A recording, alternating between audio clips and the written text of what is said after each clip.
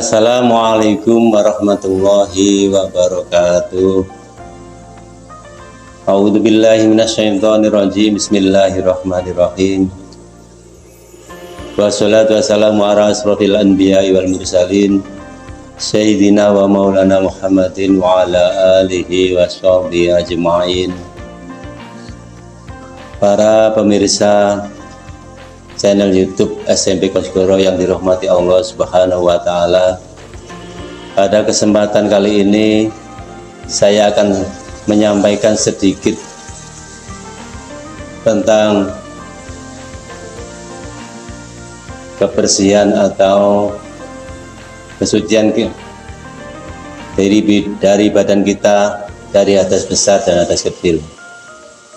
Berkali-kali saya tekankan, sebelum kita melaksanakan kewajiban sholat, badan kita harus suci dari hal kedua tersebut. Contohnya bagaimana dari hadas kecil, yaitu pada waktu kita berwudu, kita harus apa yang tertera dalam syarat rukun wudu kita lakukan. Yang pertama, misal kita berkumur, kita lakukan berkumur. Apabila pada bulan puasa ini kalian ragu-ragu, ya tidak usah berkumur, ya berkumur juga tidak apa-apa, yang penting tidak ditelan. Untuk yang kedua, yaitu membasuh muka. Membasuh muka dengan niat, yaitu nawaitul wudhu'a li rafil hadasil asghari fardhon lillahi ta'ala. Pada waktu membasuh muka sampai ke rambut ini, ya, sampai batas ini. Kalau pakai mukena yang perempuan ya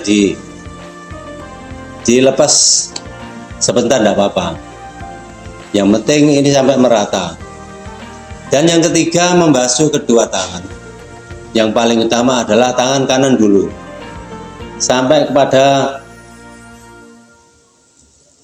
bahasa Jawanya sikut, ya, sikut. Nah, kanan dulu baru kiri sampai sini sikut, kanan lagi, kiri sampai 3 kali.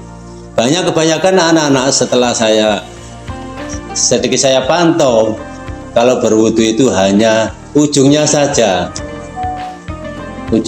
itu kurang sempurna, ya, kurang sempurna dalam nanti dalam melaksanakan sholat. Dan selanjutnya adalah mengusap setengah kepala. Nah, itu mukena harus dibuka, tangan diberi air, langsung diusapkan, ya, 3 kali. Dan selanjutnya membasuh kedua telinga. Bagaimana caranya? Kita pakai tangan kanan dulu, ya,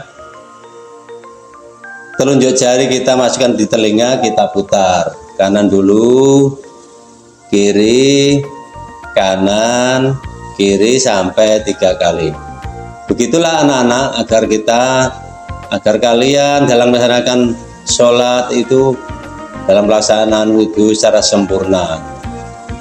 Hal tadi terkait dengan hadas kecil. Dan yang kedua terkait dengan hadas besar. Bagaimana dengan hadas besar dalam bersuci?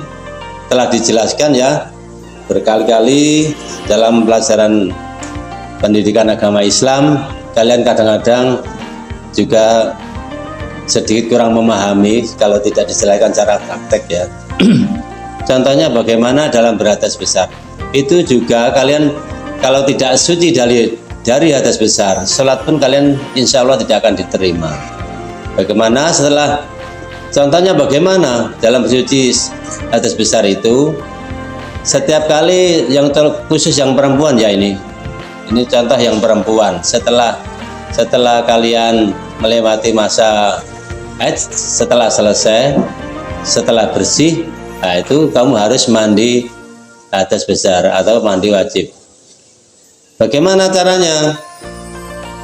Telah dijelaskan dalam menyiram air, ya, harus merata dari ujung kepala sambil berniat nawaitul ghusla li rafil hadasil akbari fardhon lillahi ta'ala. Begitulah cara melaksanakan atau membersihkan, bersuci dari hadas besar. Setelah melewati beberapa hari, kalian harus segera bersuci. Setelah selesai masa datang bulan, segera bersuci untuk melaksanakan rukun sholat 5 waktu. Para pemirsa yang dirahmati Allah Subhanahu wa Ta'ala, anak-anakku sekalian, terkait dengan bersuci dari hadas kecil dan hadas besar,